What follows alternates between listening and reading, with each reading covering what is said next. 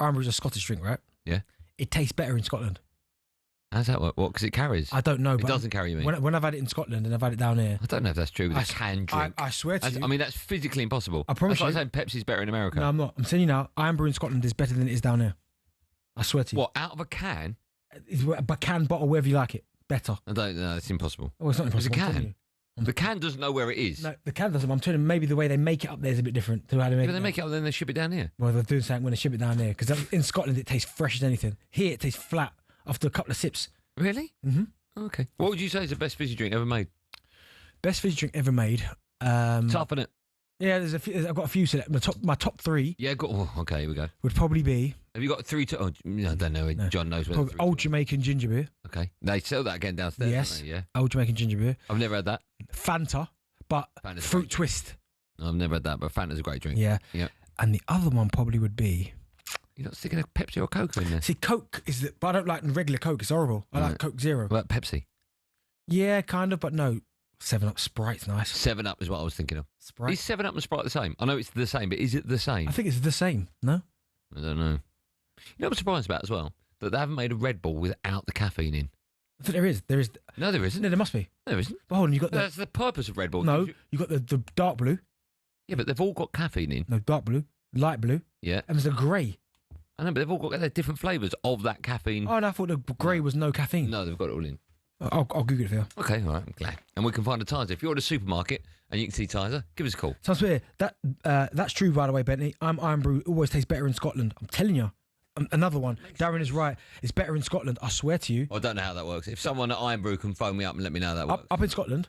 I don't know. It's fresh. Like, people say that with Guinness in Ireland. Yeah. And I get that because of the way alcohol or Guinness it's brewed over there. It doesn't really carry that well, right? I understand that scenario. Yeah. But if something is put in a can in Scotland and sent down south, I know it makes no sense. I promise you, it's incredible. Okay. Right, if you've got the answers to that, let me know. We've got lots coming up today, so a bit later on we'll talk boxing. Adam Smith will be joining us, and then we're looking at to another busy night of Carabao Cup football. But there's only one place to start, and that's by looking back at Liverpool's dramatic win over Newcastle last night. And after Anthony Gordon's red card, plus a number of injuries for Newcastle, what next for Isak? Newcastle could be in front if only they had a star striker. Two very different halves of football, really. I thought we dominated the first half. I thought we were really good. Possession and pressure, and Anthony Gordon has just gone wiring into Virgil van Dijk. My final decision is red card. Newcastle United number 10. One-arm Tonali is running down this right-hand side. He's holding his elbow so tight to his midriff because he is not 100%. Yeah, it doesn't look great regarding Sandro and Joe. They look like genuine injuries. They've come off. And he doesn't look happy at all, Joel Linton. Yeah. He's pulled the shirt up over his face. Engamoa to finish it! He's won it! Rio Engamoa, the teenager! Terrific spectacle. An undulating encounter full of incident, intrigue. In Newcastle were beaten by Liverpool in dramatic fashion last night despite their best efforts with 10 men. Anthony Gordon was sent off. We'll talk about that in just a moment. A wild, a reckless challenge on Van Dijk. There were also injuries for Tonali, Joe Linton and Fabian Schär. Eddie Howe spoke to talkSPORT after the game. He admitted that an emotional night at St James's Park came at a cost. Doesn't look great regarding Sandro and Joe. They look like genuine injuries. They've come off. That's never a good sign. Sort of compounds the day, really, for us. Anthony's suspension, Fabian concussion. So, yeah, we'll have to deal with that, and that's what we've got the squad for. We had a stronger looking bench today for the first time in a long time, but looks like we'll lose that strength now. Listen, we'll talk about every aspect from the, how many was it? 112 minutes, 115 minutes. It was a crazy night of football. We'll talk about everything that happened in that. But first, let's talk about the game as a whole. I thought it was a great game to watch. Very rarely do you get super-duper games like that so early on in the season. I thought the first 20, 25 minutes Newcastle were incredible. Liverpool just couldn't get out their own half.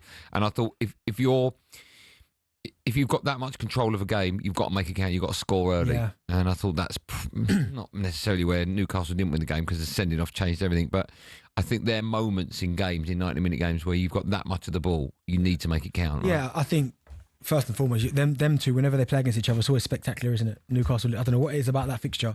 And I knew the first 20 minutes would be dominated by Newcastle just because of the emotion, the whole Isak situation, it being at St James's Park. It's loud in there. You can hear it coming through the TV. They swarm all over you. It almost feels like they've all got this extra bit of energy when they play there.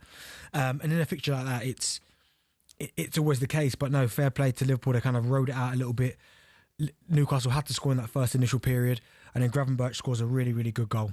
He drags it through. At first, I thought, keeper, right? Yeah. But then when you look at it from behind, the keeper's got no chance. And it was just a really, really good game of football. But you're right, when you're on top in a game like that against a side like Liverpool, when they've got so much attacking talent on the pitch, you have to make those opportunities count. And they didn't do that.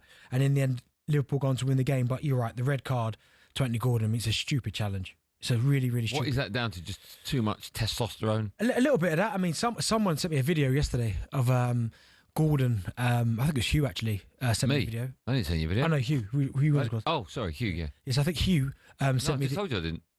No, Hugh wasn't Croft. Oh, sorry. Okay. Yeah, he sent me the video.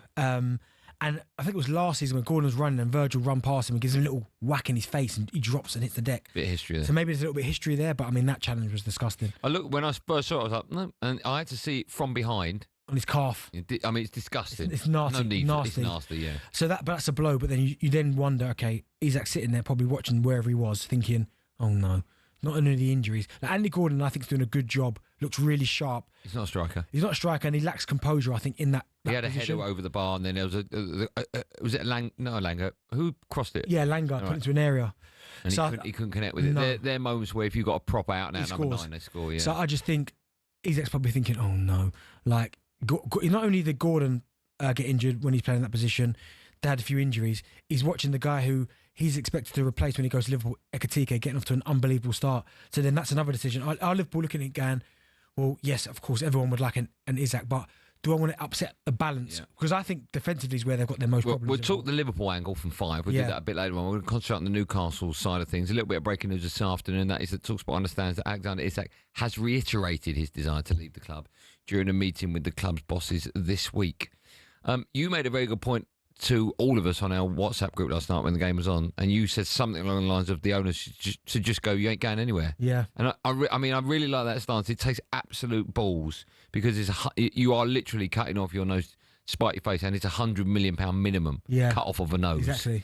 And I just don't know if football clubs can afford to do that, to turn their noses up at so much money. But you are right. It does need a club to say, listen, we run things. Yeah, You'll go when we decide you can go. And you ain't going anywhere. No. In a World Cup year, I just wonder what effect that will have on him. Exactly that. And also as well, you say you're not going anywhere.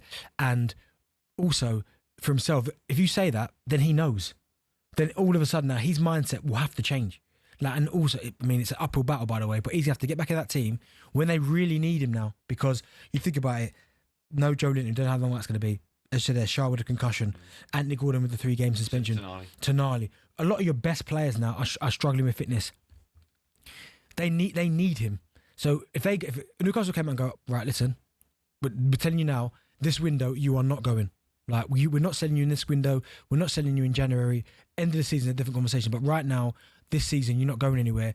His mindset will have to change. He can't come with that stance, I'm not going to play for you again. No. Because he needs to play football. He has to play, right? Yeah. Do you think if a club in Newcastle in this scenario, do you think if they do come out and say, you're not going anywhere, if it takes a week or 2 weeks or a month or 2 months, there will be a moment where it's back to normal? It'll never be back to normal, but he'll have to get himself in that mind state where he's like, right, World Cup year, I need to be playing football, because he's already behind in terms of his fitness anyway, because he hasn't played much, hasn't been training with the team, so it's going to take him a couple of weeks to get going.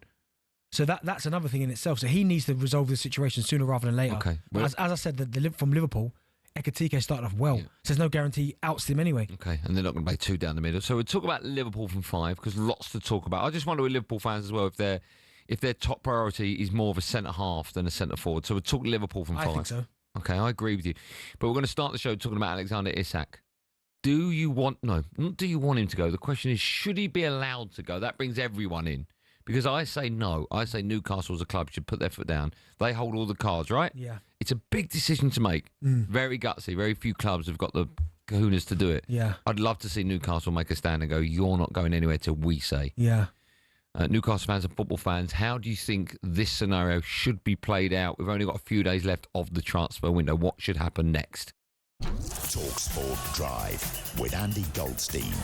Monday to Friday afternoon from 4 on AM, on DAB, via the talkSPORT app and on your smart speaker. talkSPORT.